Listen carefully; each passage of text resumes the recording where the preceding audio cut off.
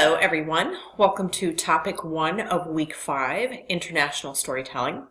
We're going to look at a little bit of the history of storytelling in other countries and storytelling programs in other countries to get a little bit different perspective, and also to keep in mind that in other countries as well as ours, storytelling connects people. Really cool thing about international storytelling is that it sometimes connects different cultures to each other, which is a great thing. We are going to, hopefully you've read the part 2 of our book. I realize that when you take this class, you don't necessarily have to have read the book because none of the assignments are gotcha assignments. However, I hope you bought this book because I think it's fantastic. It's got some great resources. Once you read about the international storytelling, I hope that you flipped to the end where it has great story resources. And then we'll be going back to a couple chapters that we've skipped so far that talk about program planning and actually have set up programs already that you could just borrow. So I hope you've been using this book, and there are a couple articles also on international storytelling in this week's readings or this week's topics. I want to say you guys should have done most of your genre reading so far, though I hope you are going to continue looking through fables and folktales and poems. I also wanted to recommend a poem to you. My father used to recite The Cremation of Sam McGee. If you ever need a poem to say, that one's a great one. It's really, really fun. And as I listen to or read your blogs and listen to your postings, I know a lot of you have a culture, a family culture, or a history that is imbued with storytelling in your own families. But it had just occurred to me that my father used to recite that.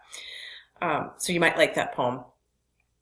All right, and I also want to say you guys have done just such a great job of picking different stories, looking at different cultures. We've had Japanese and Russian stories. We've had stories from Native American cultures. So I hope you're keeping notes. I hope you're keeping track. There are so many great resources in this class, and we're getting really close to the end because it's just a 6-weeker. So you will continue to have access to this class. So maybe come back when you're done and you've had a chance to catch your breath or drink a beer or whatever it is you do to relax. I hope you come back and look at some of the resources that you may have had to hopscotch over because the course is so short. The 6 weeks is so short. I checked out multiple books from the library and haven't gotten to them yet for this class, so I'm in the same boat. But I hope you come back, and I hope you found some good stuff to use, and I hope you're looking at your classmates' stuff. So if someone used a really cool book, I hope you go find it. I know several of you commented that you were going to go back and find, can I make a scary face? I'm probably not saying that title right. Anyway, use each other's stuff. You guys have posted some good stuff. Once this video is up, you should see that your stories from last week, week 4, have been graded. I'm almost done with the blogs. Those will be done by tomorrow before you get the next assignment up. Please forgive me. I was traveling. I was in Utah and then Colorado, so I've been a little slow this week. But I am back in Columbia. All right, so our next slide. I want to reiterate for you guys that stories, they're narratives that resonate and can connect or persuade. That is true across cultures. In Great Britain, there is a long tradition of storytelling. One interesting program that they had was called Story Sharing, where they had young people interview elderly people who were ill or in old folks' homes, and then shared the stories. So I love the idea of cross-age or age diversity in storytelling. So that story sharing program was in Great Britain. Great Britain definitely promotes storytelling as a performance art. They promote children telling stories, and they also believe strongly in storytelling in public locations. Tell you what, I actually saw street corner performers when I was in London, I guess it was 4 years ago, who got up on boxes and told stories. I thought that was fascinating. So there's definitely a tradition in the UK to promote storytelling. It's part of the culture. This outdoor storytelling came into vogue in the 1920s in England, where librarians started to take storytelling out of libraries to share with people. They even went so far as to do storytelling on canal boats, which reminds me of Melanie's blog, where she said she learned storytelling as part of her river guide work. I thought that was just fantastic. I love the idea of taking a story out of the sort of normal venue, which might be a library or classroom, and out into other places where you can share them. Particular to the 20th century revival of storytelling in the UK was an emphasis, actually this was all the way into the 80s, the 1980s, on oracy, speaking and listening, the key skills that are up there with literacy and numeracy. The idea of oracy, that's even in the South Carolina State English standards. I don't know if it's in other states. I think it is in Massachusetts too, because I did I've done some teaching up there. But the idea that being able to stand in front of other people and speak coherently, which I'm barely doing right now, but being able to speak coherently is a valuable skill. And that oracy sounds like literacy, but it's that oral aspect of sharing. That became something promoted in schools and in libraries, and storytelling became a venue or an avenue in which to promote oracy and listening skills. Some programs in the UK in the last few years include the Sharing Tales. I think I spoke about that and then one of the last slides, where kids learned and shared stories from elderly people. Another one called Shorten the Road, which was in Ireland, and it was across age groups. It got young people talking to old people and stories being shared across generations.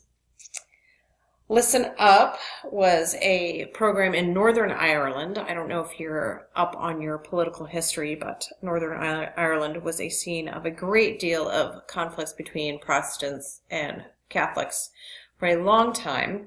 And Listen Up was a program that got schools in two different parts of Ireland or groups of different religions together to share stories, which is a great way of demonstrating shared humanity.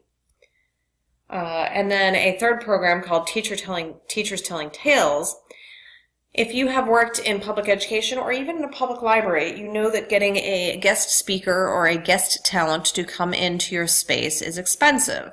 So Teachers Telling Tales was a program that got storytellers to come to schools to train teachers to tell stories, so that once the guest teller had left, the tradition could be carried on by the staff still there.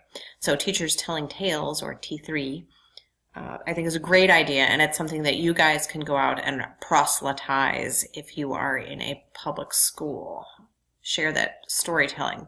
I've been getting great ideas from this class also, even as the professor, to go back to my own library and rethink some of these storytelling opportunities that I have had that have been focused on lower level kids, because I think the value is there for the older or the higher level students too.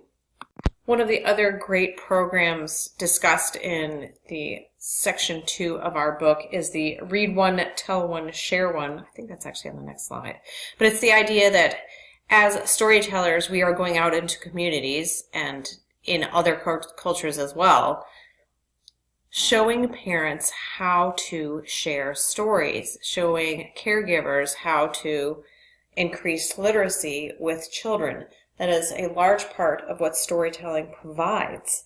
It's that background of literacy. It's the tools with which to teach children about literacy. And not just literacy is like, oh, you got to know your ABCs, or here's a vocabulary word. It's the joy in the story. Everybody likes stories. I talk to kids all the time. I'm like, do you like movies? And they're like, well, yeah. And then I'm like, well, then you like books. You just have to find the right book. You don't like every movie either. All right, some more examples include, well, I already talked about Read One, Tell One, Share One, but that's a program that trained people across age groups to read stories, tell stories, and share stories with other people. And the idea is to show families how to share a love of literature with children, especially since many children go home to homes without books or without readers. I mentioned in an earlier lecture that South Carolina has a very high illiteracy rate. And as I read your blogs and listen to you storytell and listen to your feedback to each other, clearly everyone in this class comes from a background, or it sounds like you come from a background, where stories play a large part. You share a love of stories. That is not the norm in many of the households of the kids we're going to run into, either in public libraries or in schools. So training people on how to share stories, I think, is incredibly important, and it's part of our outreach. So that is a program from the UK that did that. Another program, and I have considered prison outreach. It just scares me, and I don't know if any of you are interested, but the idea of telling stories in prisons. I briefly did volunteer work in a women's prison in New Orleans when I was in college. But the idea of getting prisoners to share stories, tell stories, write stories, I think is fantastic and comes closer to the rehabilitative purpose of prison that we have gotten way too far away from. Also, another program in the UK is called Kick Into Reading, where the footballers, that is otherwise known as soccer players, shared stories at schools or other places. That's very much like Cocky's Reading Express. I hope you have heard of that, where Gamecock football players, like American football, go out and read to kids in schools to make reading seem cool. It's really important for boys in particular to see role models that look like them sharing literature, sharing a love of books.